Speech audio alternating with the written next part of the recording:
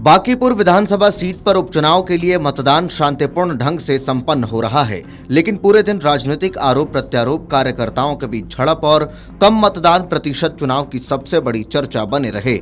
शाम 5 बजे तक कुल 33.60% मतदान दर्ज किया गया, जो वर्ष 2025 के विधानसभा चुनाव की तुलना में करीब 12% कम रहा। पिछले विधानसभा चुनाव में इसी सीट पर 45.91% मतदान हुआ था। अब सभी की निगाहें मतगणना और नतीजों पर टिकी हुई हैं, जहां भाजपा, जनसुराज और राजद के बीच त्रिकोणीय मुकाबले का फैसला होगा।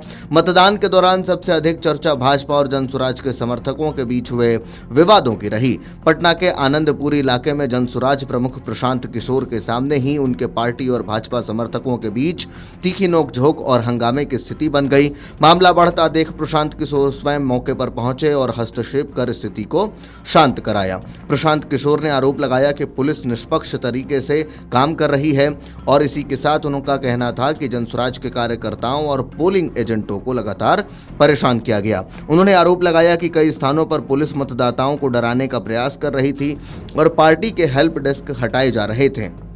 उनके मुताबिक चुनाव के दौरान प्रशासन का रवैया एक तरफा दिखाई दिया। उधर किदवईपुरी इलाके में भी भाजपा और जनसुराज समर्थकों के बीच पुलिस की मौजूदगी में धक्का मुक्की हुई। जनसुराज कार्यकर्ताओं ने आरोप लगाया कि भाजपा के पूर्व प्रत्याशी बंटी मतदान केंद्र के आसपास दबाव बनाकर मतदाताओं को प्रभावित करने की कोशिश कर रहे हैं और लोगों को मतदान करने से रोक रहे थे।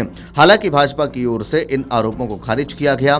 पीएनटी कॉलेज में भी चुनावी माहौल उस समय गर्म हो गया जब जनसुराज समर्थक ने हंगामा करते हुए आरोप लगाया कि कुछ लोग मतदान केंद्र के भीतर मतदाताओं से भाजपा के पक्ष में वोट डालने की अपील कर रहे हैं। कार्यकर्ताओं ने पुलिस से तत्काल कार्रवाई की मांग की और निष्पक्ष मतदान सुनिश्चित करने की अपील की।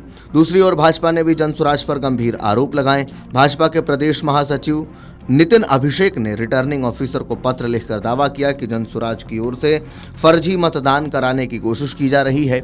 उन्होंने मतदाताओं के पहचान पत्रों की सख्ती से जांच करने और सत्यापन प्रक्रिया को और मजबूत करने की मांग की। भाजपा का कहना था कि निष्पक्ष चुनाव के लिए प्रत्येक मतदाता का पूरी तरह सत्यापन होना आवश्यक है। मतदान के दौरान खेतान मार्केट के पास 1,17,000 रुपए नकद मिलने की सूचना भी चर्चा का विषय बनी। प्रशासन ने मामले की जाँच शुरू कर दी है। हालांकि इस नकदी का चुनाव से कोई सीधा संबंध है या नहीं, इसकी आधिकारिक पुष्टि अभी नहीं की गई है।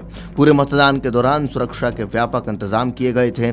संवेदनशील बूथों सहित सभी मतदान केंद्रों पर केंद्रीय अर्धसैनिक बलों की 14 कंपनियां तैनात रहीं।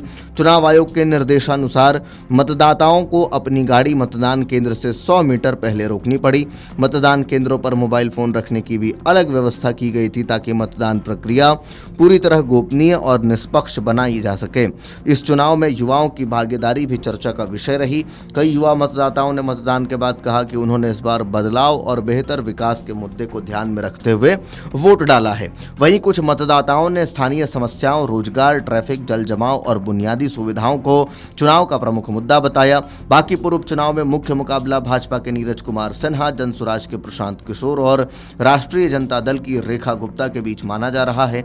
भाजपा इस सीट पर वर्षों से अपना मजबूत गढ़ बनाए हुए है, जबकि जनसुराज इसे अपनी राजनीतिक ताकत साबित करने का अवसर मान रही है। वहीं राजद भी इस चुनाव के जरिए शहरी क्षेत्र में अपनी पकड़ मजबूत करने की कोशिश में है। अब मतदान प्रक्रिया पूरी होने के बाद सभी राजनीतिक दलों की नजर मतगणना पर है। कम मतदान प्रतिशत किसी दल के पक्ष में जाएगा और इसी के साथ चुनाव के दौरान हुए विवादों का मतदाताओं पर कितना असर पड़ेगा, इसका जवाब नतीजों के साथ सामने आएगा। फिलहाल बांकीपुर उपचुनाव ने यह साफ कर दिया है कि बिहार की राजनीति में यह मुकाबला केवल एक सीट का चुनाव नहीं, बल्कि भविष्य की राजनीतिक दिशा तय करने वाला महत्वपूर्ण चुनाव बन चुका है। आपके राज्य की खबरें, आपके शहर की खबरें सबसे पहले जानने के लिए देखते रहें अमर उजाला। चैनल को सब्सक्राइब जरूर कर लें और पाएं हर अपडेट।